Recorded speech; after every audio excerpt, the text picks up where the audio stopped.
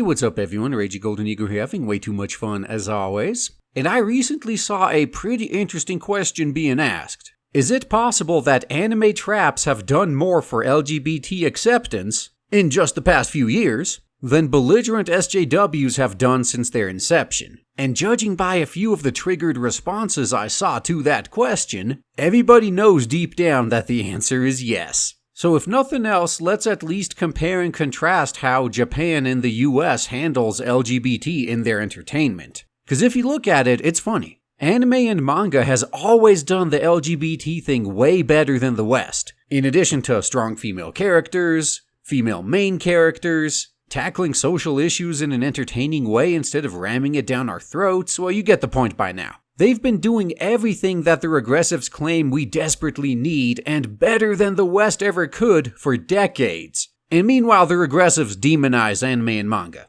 Funny how that works out. But we know why they're so butthurt. It's because they're threatened, and rightly so. Anyway, back to LGBT. LGBT characters in anime and manga are generally more than just their sexual preference. They are usually very likable. The creators don't ham-fist an obvious agenda into their work and focus on actually making a good story with good characters first. Judging by what we're seeing coming out of the West, I'd actually say the West is the one that has a lot to learn here, not the other way around. And before anyone says anything, sure, they do also put in some stereotypes for comedy purposes, but stereotypes for comedy purposes are obviously only there to be laughed at anyway and not taken seriously. And this is something that happens all around the world. Everybody uses stereotypes for comedy. Though that may soon be changing here if the SJWs have their way with the comedy scene, which is honestly quite unfortunate. But anyway, over here in the West, they are much more focused on preaching an agenda to you, which unsurprisingly just drives away customers, and in the worst case, it might even drive people away from the very thing you're trying to preach to them, because, shocking truth, people don't like to be preached at, especially in their escapist entertainment.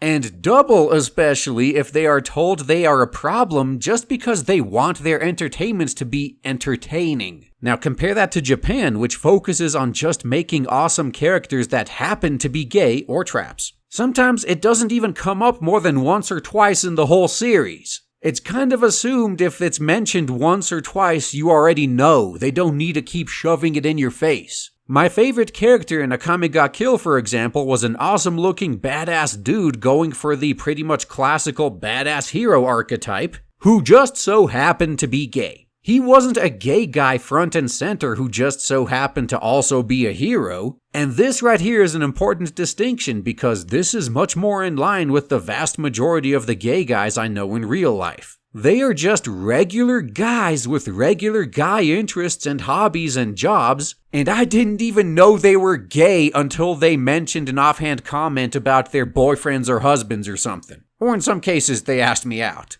But either way, I had no idea they were gay until then. Because that is how regular gay guys act. No different than any other guy. I'm quite sure almost all of you listening right now know way more gay people than you think you do. It just doesn't seem that way because their sexual preferences never come up in normal conversation. And then of course there are the stereotypically gay guys who you know are gay before you ever interact with them. But all the normal gay guys are even more annoyed with them than you'd expect a religious fundamentalist to be. And honestly, that's to be expected from the more normal members of any group.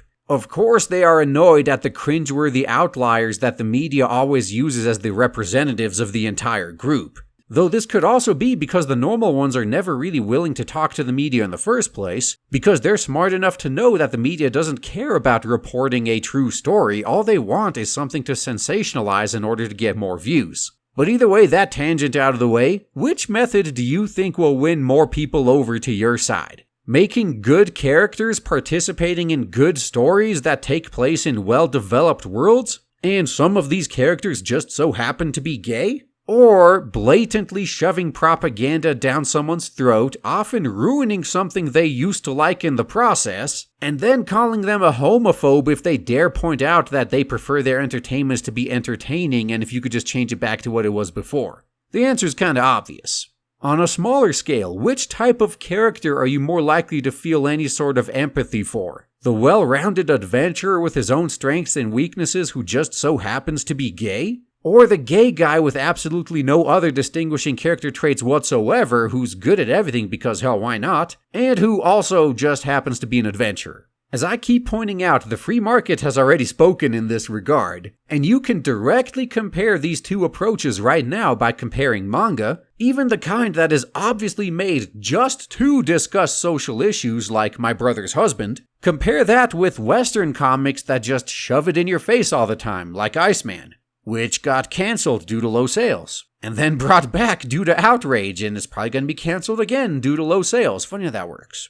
One of these two can stand on its own and sell well. The other can't even sell when the full force of the media is out shilling for it. You have to be willfully ignorant to not see the differences between these two approaches. So maybe instead of all these ignorant people saying that Japan is the one that has the problem and needs to change to be more like us, maybe they should instead be asking Japan to show them how to do their damn jobs right. And that's all I gotta say, guys. Thanks for listening.